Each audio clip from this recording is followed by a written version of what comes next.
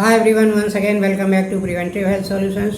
This is KP Singh, nutrition adviser on integrative dietetics. दोस्तों आइए आज हम बात करते हैं which protein is safe in uric acid problem, यानी कि यूरिक एसिड की समस्या में कौन सा प्रोटीन सेफली लिया जा सकता है।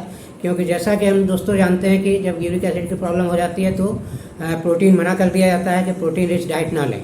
तो ऐसे में क्या होता है दोस्तों, अगर ये स्थिति ज़्यादा दिन तक रहती है और हम ज़्यादा लंबे समय तक प्रोटीन नहीं लेते हैं तो हमें प्रोटीन डेफिशिएंसी हो सकती है, और प्रोटीन डेफिशिएंसी के कॉम्प्लिकेशन यूरिक एसिड की प्रॉब्लम से ज़्यादा खतरनाक हो सकते हैं। क्योंकि यूरिक एसिड की प्रॉब्लम तो कंट्रोल में आ जाती है, बहुत ज़्यादा खतरनाक प्रॉब्लम नहीं है जब तक ये किसी आपकी किडनी की स्पेशल प्रॉब्लम के कारण ना हुई हो। तो इसे बहुत आसानी से कंट्रोल किया जा सकता है। और पहले तो हम जान लें यूरिक एसिड होता क्या है। तो दोस्तों यूरिक एसिड देखा जाए तो ये एक प्रकार का नाइट्रोजनस वेस्ट है। जैसा कि हम जानते हैं हमारी बॉडी में हमेशा मेटाबॉलिज्म की प्रक्रिया चलती रहती है और हमारे शरीर में नए सेल्स का फॉर्मेशन होता रहता है हमेशा लगातार, और पुराने सेल्स टूटते रहते हैं। तो इस टूट फूट के दौरान जो सेल्स ब्रेक डाउन होता है, ये सारा मटेरियल जो है ये यूरिक एसिड के रूप में कन्वर्ट कर दिया जाता है नाइट्रोजनस वेस्ट के रूप में, और इसे बॉडी हमारी किडनी के थ्रू फिल्टर करके यूरिन के रास्ते बाहर निकाल देती है।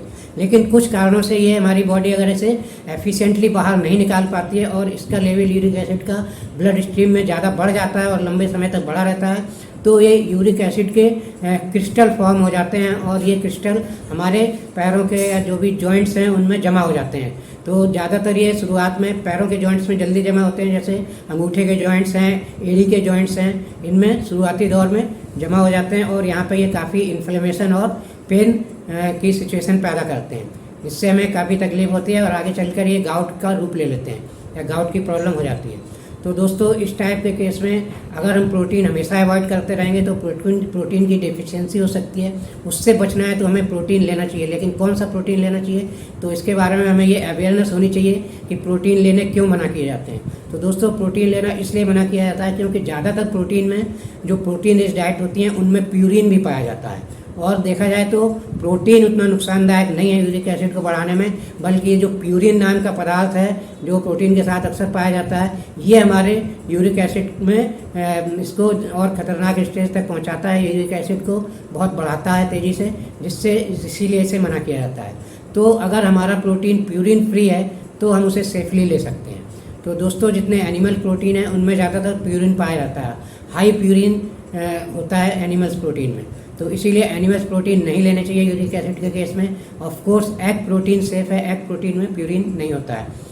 और इसी तरह देखा जाए तो प्लांट बेस्ड अच्छी क्वालिटी के प्रोटीन आप ले सकते हैं। प्लांट बेस्ड प्रोटीन में प्यूरिन की मात्रा बहुत कम होती है या ना के बराबर होती है। तो इसी में देखें अगर सप्लीमेंटेशन की बात करें, यूँ तो आप जाएंगे तो बहुत सारे प्लांट बेस्ड प्रोटीन है, आपको सेलेक्ट करने में हो सकता है काफ़ी कन्फ्यूजन हो किसमें कितना प्यूरिन है, ये डिसाइड करने में भी काफ़ी ज़्यादा माथापच्ची करनी पड़ेगी और मतलब सेलेक्ट करने में दिक्कत आएगी। तो मैं यहाँ एक सिंपल सॉल्यूशन रिकमेंड कर सकता हूँ, जो न्यूक्लाइड का ऑल प्लांट प्रोटीन है, इसको आप सेफली ले सकते हैं क्योंकि ये प्यूरिन फ्री होता है, इसमें प्यूरिन बिल्कुल ना के बराबर होता है। तो ये आप सेफली ले सकते हैं यूरिक एसिड के केस में। और अगर आपको यूरिक एसिड है और लंबे समय तक चल रहा है तो प्रोटीन की डेफिशिएंसी अपने शरीर में ना होने दें, और न्यूक्लाइड का ऑल प्लांट प्रोटीन यूज करके आप इसकी डेफिशिएंसी से बचे रह सकते हैं और अपने को हेल्दी रह सकते हैं। और यूरिक एसिड से बचने के लिए आप ज़्यादा से ज़्यादा पानी पिएं और सिट्रस फ्रूट का सेवन ज़्यादा करें, नींबू वगैरह का सेवन ज़्यादा करें, यानी कि विटामिन सी अपनी डाइट में ज़्यादा शामिल करें। तो इससे क्या होगा, और अपनी सेडेंट्री लाइफ स्टाइल को ठीक करें, थोड़ा चलना फिरना रखें अपनी लाइफ स्टाइल में। और इसी के साथ अगर ओवरवेट है तो ओवरवेट को कम करें। तो इस तरह से आप यूरिक एसिड की प्रॉब्लम से निजात पा सकते हैं। लेकिन यूरिक एसिड की प्रॉब्लम के दौरान प्रोटीन की डेफिशिएंसी को अपने आप को हमेशा बचाए रखें। अच्छी क्वालिटी का लो प्यूरिन प्रोटीन हमेशा यूज करें। तो दोस्तों इसी के साथ आशा है ये इन्फॉर्मेशन आपको अच्छी लगी होगी। अच्छी लगी है तो इसका उपयोग करें, और वीडियो अच्छा लगा है तो लाइक एंड शेयर करें। और इसी के साथ दोस्तों थैंक यू वेरी मच, और चैनल सब्सक्राइब नहीं किया है तो इसे सब्सक्राइब कर लें। Okay, see you in next video.